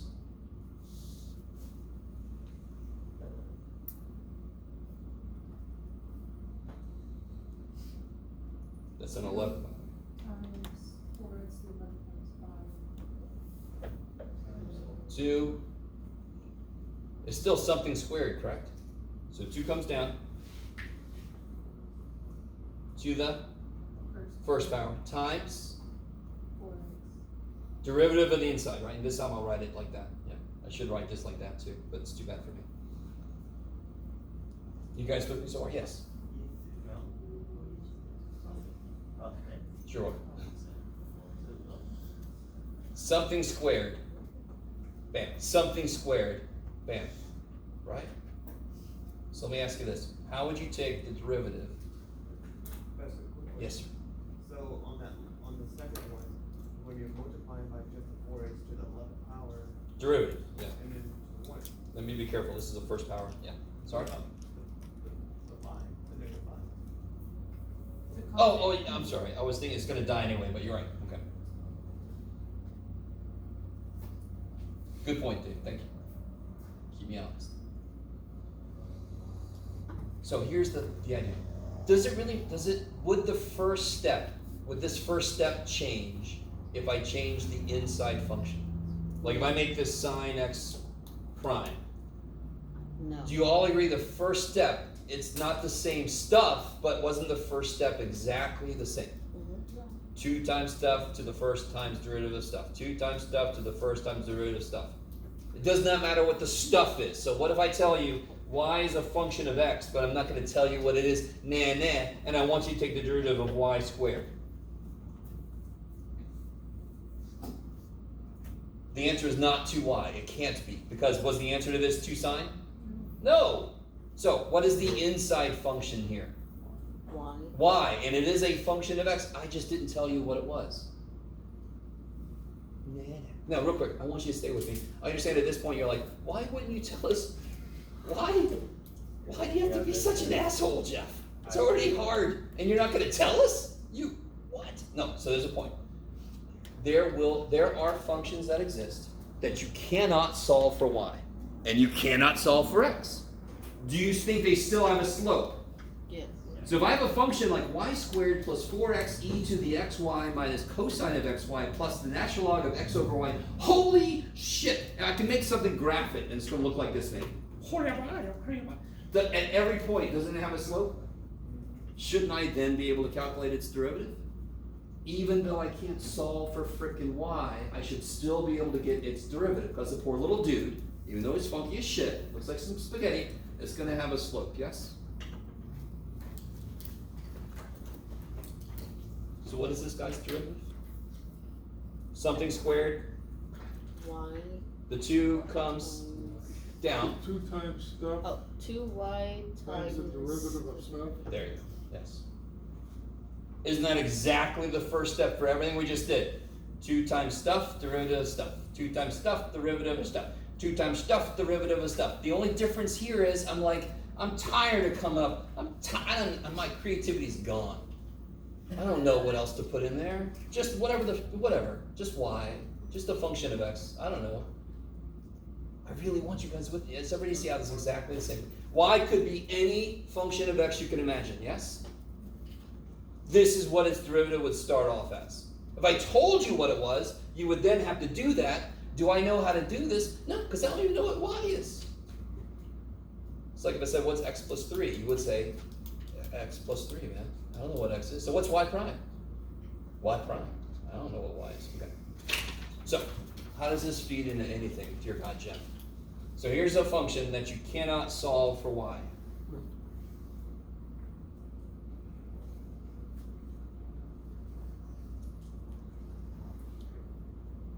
That's what? That is a function that either it's remarkably difficult to solve for y, or you cannot solve for y. Let me just cover my ass. Because some of these things you can, but they're remarkably disgusting. This one I feel pretty good you can't solve for y. Is that plus e? To the y, yeah. Okay. Sorry, it's not a 4, it's a y. That's what makes this difficult, right? How would you kill the e? You would take a natural log. Wouldn't that be stuck inside of a natural log then? Yeah. How do you kill that? Raise it to the e. Oh shit! So it's whack-a-mole. You cannot get y by itself. But I want the derivative anyway. Of course you do. Of course I do, Chad. Do you all agree that y could be written as something function of x possible? And I just don't know what it is. So I'm going to do exactly like we just did a minute ago. X squared times y. Is that the product of 2 functions? Yes. Yeah, one function I don't know what it is, and the other one is x squared. So how do I take the derivative of that? What do I have to use? Product rule. So this would be 2x times y plus. So derivative of the first guy times the second plus x squared y prime. Plus. Is that a 4 or a 1? I know. It's a y. It's a y. These are all y's. There's no 4s anywhere. How did I figure out? Yeah, I've got to make my y's like that, I think. Okay. How about e to the y? E to the anything is easy as shit. Yes? What's e to the anything? Derivative. E to that thing times? The thing prime. Yeah, it gets a turn, doesn't it? It gets a turn, yes? Why can't we just make What do you mean, sorry? Why did we have to multiply by y prime? Alright, here, what's the derivative of e to the x squared? Because y isn't a variable. What's the derivative of e to the x squared? E to the x squared times? Times 2x. Didn't you have to do the derivative of the inside function? Yeah. Isn't y a function of x? I just decided not to tell you what it was. Okay, so why is it like a... Y is a function of x. Yes. Equals, what's the derivative of 2x? 2, okay, thank God, something here was easy. Wait, why did you add the extra e to the y times y prime? What do you mean? So this is the derivative of this. Yeah. This is the derivative of this. Okay. Yeah. Got it. Okay. What was it I asked for? What did I want to figure out? You're all like, that's your own problem, man. No, what are you going to want to figure out? The slope, y prime. I want to know what y prime is. Can you solve that for y prime? You totally can. Can you get everything? What's the only thing in the wrong place? What's the only thing that's with the y primes that doesn't have a y prime? E to the y. The 2x. E to the y has a y prime, correct? The It's 2x. e to the y times y prime. What, any terms that does not have a y prime? 2xy. So I want to get that the hell out of there. Yes? Let me ask you this. How many y primes are in that equation? You're wrong. There's one that was distributed. So what I want to do is get rid of everything without a y prime, because then I can take y prime out. And there's just one of them. How do you solve an equation? Don't you get everything with x in it on one side? Everything else on the other side? How do I solve for y prime? Get everything with y prime on one side, get everything else on the other side. Same idea since first day of algebra. Minus 2xy.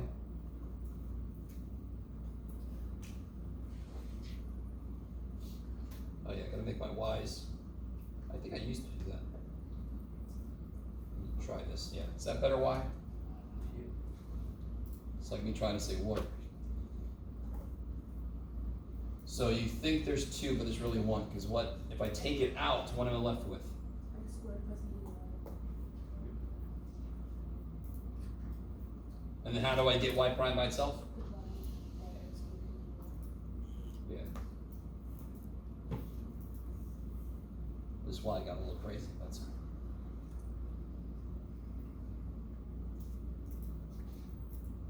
So this would represent the derivative. Now there's something here that we're not used to. Normally when you calculate a derivative, you can plug an x in to get the slope. What does this derivative require you to plug in? An entire point, exactly.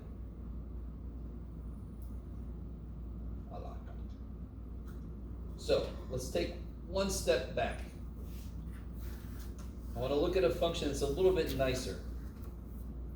It's not a function, let me be careful, a relationship that is just a bit nicer than this thing, yes?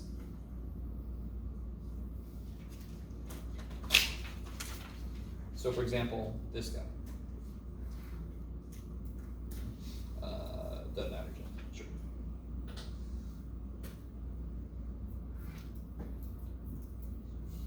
Can you solve that for y, get a function?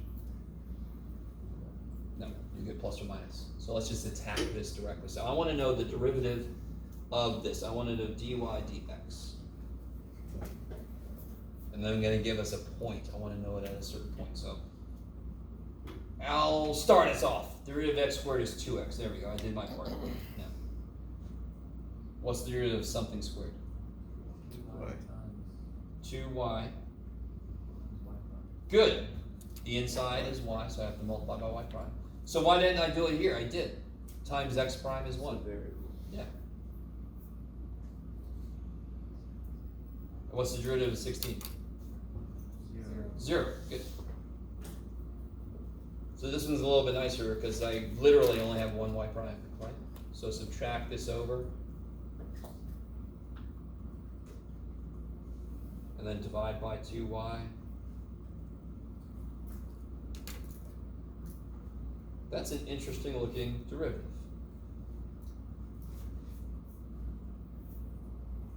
I'm gonna make my y better. Yes, sir. Is it y, it's equal to 0 because you took the derivative of 16? Totally. Whatever I do to one side, I have to do to the other side. Yes. I didn't catch it. Why did we y for the 2x, do we not do the same thing? Do what same thing? Oh, so if I say times x prime, what is x prime? Oh. 1. So we did. Yeah. What is y prime? I don't have a no. I don't know. I don't know what y is. I don't have a no is what I just said. So now, if I ask you a question about the derivative, I have to feed you a point. So let's say, why didn't I make it 25? Everybody do me a favor, make this 25. Make that 25. Yeah, just make it 25. Does that change anything? It just makes it easier for me, so. Makes it a bigger circle. And now I wanna know at the point 3, 4. What's the slope at the point 3, 4? That's what I wanna know. Can you guys tell me? Well, what's the slope say? The slope is negative x piece over y piece. So what's the slope at 3, 4? Negative 3/4. Negative 3 over 4. And if I draw the circle, it's a circle of radius 5. Pretend like that. Ooh, look at that. For me, that's really good. For most normal people, that's not that great. So 3, 4 is about right there, and sure enough, it looks like it's a negative slope at least, yes? So negative 3/4 makes sense. What should it be here, for example? 0. And what point is that? 0, negative 5. So 0 over, who cares, over negative 5? 0. What should it be here? Infinite. Sure enough, that's negative 5, 0. That would be negative 5 over 0. That would be infinite. Yes? You guys see that? That's kind of cool. I love this idea that I have a derivative that requires the entire point shoved in. Okay. Yes?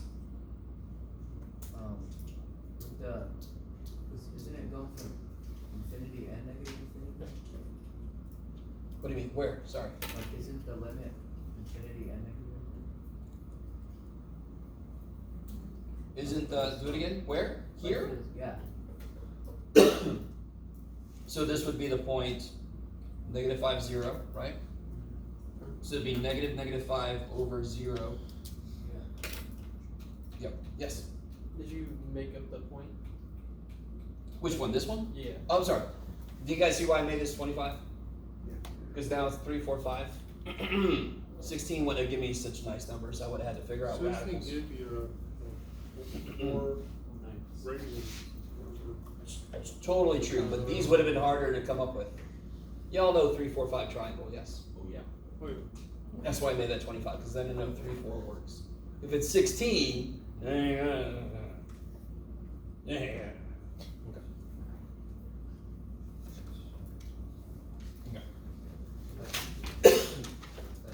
Yes? I know you showed me how to do it through algebraically, but like, if I look at the picture of the circle, it looks like the slope is both like infinity and negative infinity at that point. Oh, I see what you mean. Okay. So why is this one a negative slope and not a positive slope? Because Because if we're you talking look about at it as from left x to right. increases, right?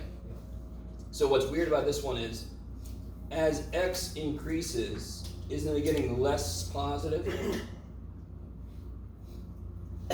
Right? As x increases from this point, isn't it getting less positive? Yeah. So it must have been positive infinity here, so that it can come down from positive infinity to 0.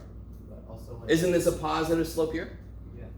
Isn't this a positive slope? Well, no, this is a negative slope, but that's the trick, yeah. When this top half of the circle is a true function, going this way it would be positive. So that would be positive X infinity. increases, doesn't it? From x, when x increases to the right, isn't it like going from both sides? True, yes. So as x increases this way, it's getting less negative, yeah? All right, but I love you so much. I love you. Implicit differentiation is hard enough already. Don't overanalyze the circle, okay?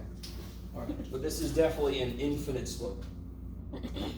Okay, and if I go, so normally what we consider is, as I move along here, this must be positive because it's becoming less and less positive. This must be negative infinity because it's becoming more and more negative. Okay, I like it. Just those The fact that this sucker is like two functions in one if I solve for y, I'll get plus or minus radical 1 minus x squared. Yeah. So we focus on the top function to kind of define what those points are. Okay. So implicit differentiation is literally just plugging variables in for where numbers used to be and taking the derivative? No. That's just because that's how that formula. Yeah. So there are functions. There are relations that are not functions, and a circle is the easiest one. But this is an example of a relationship between variables. This could exist in the real world. This could be the relationship we observe between two variables out in the world, right? The number of chirps of a cricket and the temperature, or whatever the shit. So we observe this, and then we're like, okay, what's the rate of change if the temperature, and we're like, oh shit, we can't solve for y. So then we had to come up with this new way of taking the derivative. And it's not new, it's just chain rule. All this is chain rule. It's just that I don't know what the inside function is, so instead of, the thing that's really funny to me is, if you had to do this derivative,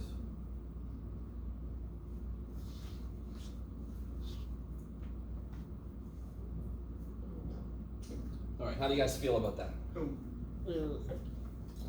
Versus this. We'll make it one. In both cases, wouldn't I do each of the stuff times the derivative of the stuff? On this one, I don't actually have to do it, because I don't know what it is. On this one, oh shit. Do you see it? I've got several layers of chain. Do I have to know exactly how many? No. All I care about at first is its sign of something, yes? When I start to do the inside, yes? Are you guys kind of with me? So what's funny to me is when you do this, when you write this, you're like, oh, thank the gods, whatever that shit is, I don't have to take its derivative. I just have to put y prime, because I don't know what it is. And So let that be nice. Yes? implicit differentiation is only for chain rule, right? Or like Implicit doing stuff- differentiation doing stuff with uses chain rule, and But I like- only have to use it if I can't solve for y or solve for x. So like it doesn't Or they have tell me anything to do with product or quotient or anything. Oh, I mean, didn't we use a product rule here? Mhm. Okay, so implicit differentiation is built off of chain rule. I'm just not telling you what that inside function is. Could it be sitting inside of a product? Could it be sitting inside of a quotient, whatever? Yes. Okay, yes. Sorry, if you told us to take a derivative of something which had the value of infinity, like the circle we had, would we put infinity or non-differential? Oh, I see. Well, the slope would have to be infinite. Yes. It would be an infinite slope. So we wouldn't put non-differential. No. You would put infinite. Yes. When would we put non-differential? If it was non-differential. So, sort of like infinity for a limit means does not exist. It's just a more specific does not exist. You with me? Yes. So if it's like this, it doesn't exist because there's no ceiling, but I call that infinity. So it's a more specific. So infinity is a more specific does not exist. Okay. So in this case, you could think of infinity as being a more specific, not differentiable, right? Oh. Yeah. Okay. You're welcome. All right. I want to do one more thing with you guys, and then more. Haha. No. Where did I put that? There it is. Yes. Beautiful. Okay. I want to show you one immediate thing we can do with implicit differentiation, which is not just me doing an alphabet soup of x's and y's. Yes? Because this is kind of like, I understand as a student, you're out there just going, yeah, you just put x squared y plus e to the y, you just put barf down there, and then you made us do this. So what about, what if I want to know what the derivative of natural log is? Right?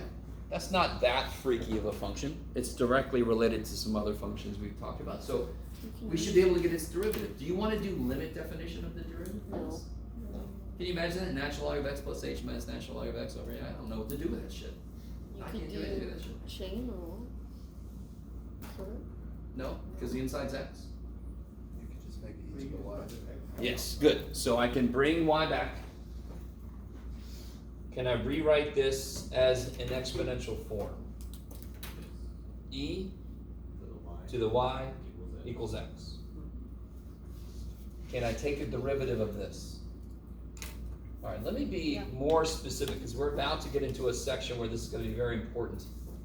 So I'm going to take a derivative of each side.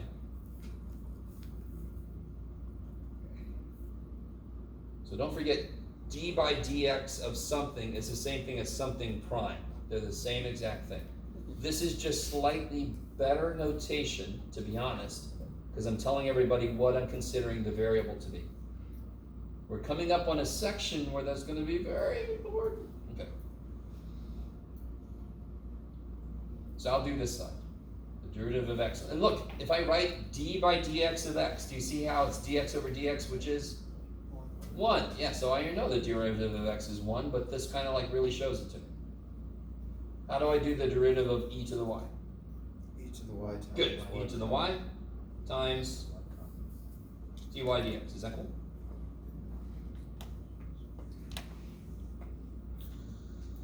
Remind me, what was y again? Ln(x). Ln(x). So if I can solve for dy dx, I know what the derivative of ln(x) is, yes? Alright, I'm almost there. How do I solve for dy dx?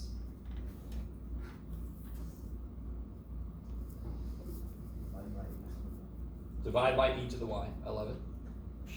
What was e to the y equal to? X. Yes, so dy dx equals 1 over x. Alright, Jeff, calm down. Alright. So if I have natural log, its derivative is 1 over x. And let me be more specific. Well, no, that comes in later. I won't worry about it yet. Well, yeah, let's talk about it. What does natural log look like?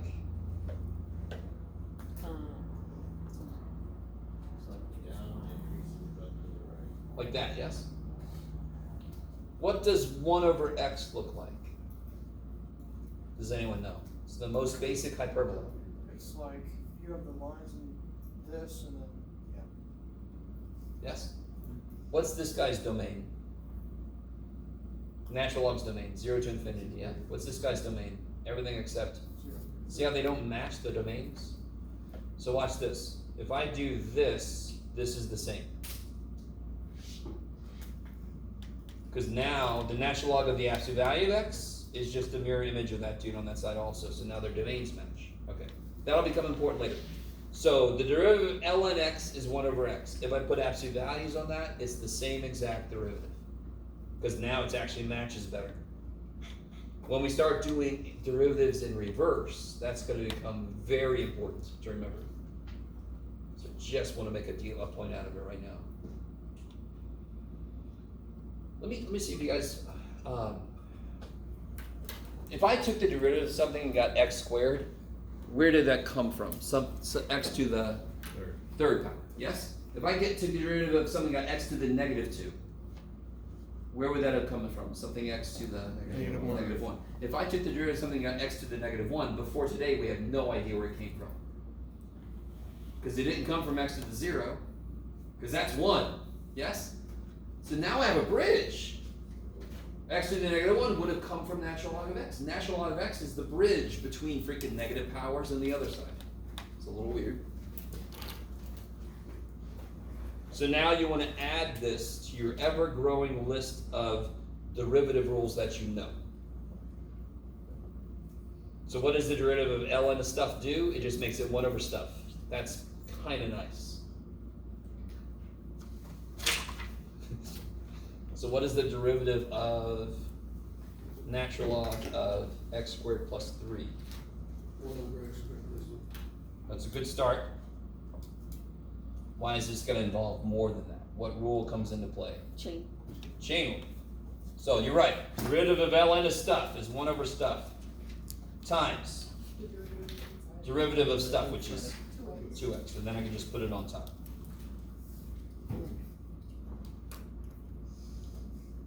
So it's just like grammar. I don't care what you're talking about. It's always in the background. Just like PEMDAS. PEMDAS is always there lurking in the shadows, right? So chain rule is always there. I don't care what specific function you're looking at, whatever the shit. If there's something inside of it more than just x, chain rule is there. It does not care what the functions are. It just is always ready.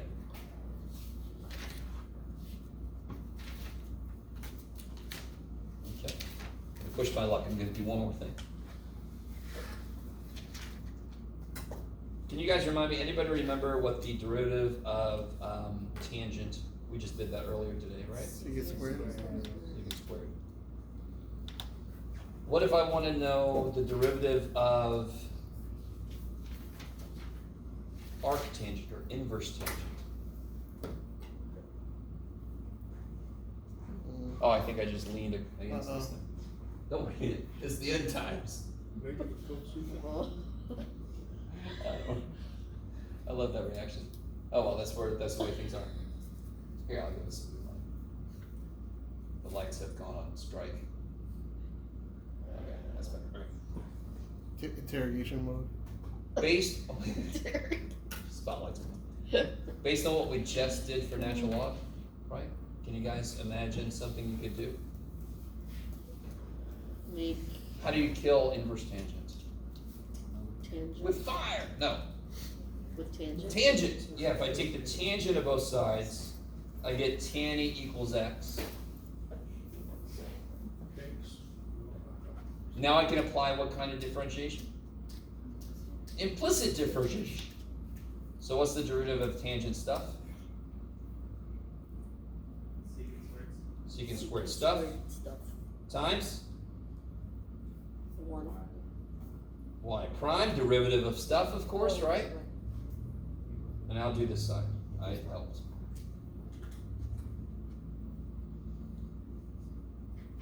So y prime equals 1 over secant squared y. Why is that not good enough of an answer?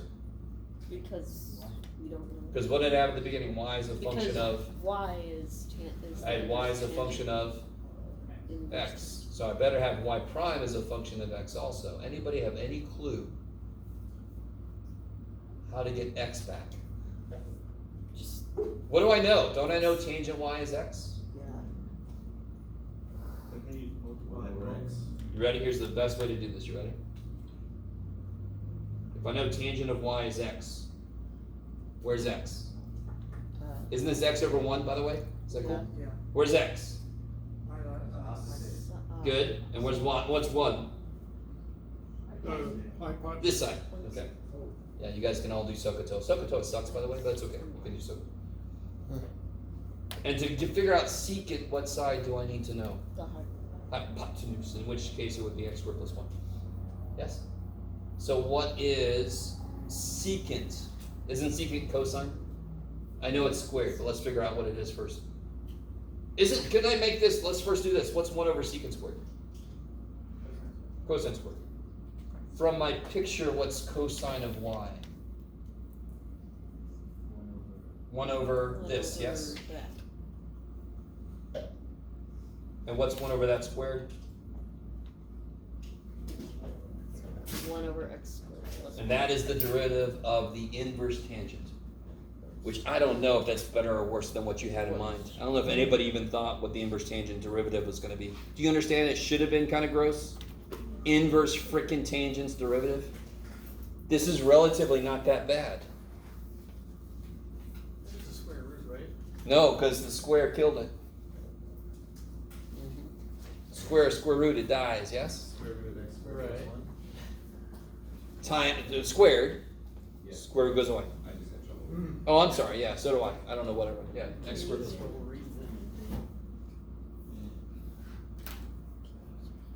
Yes.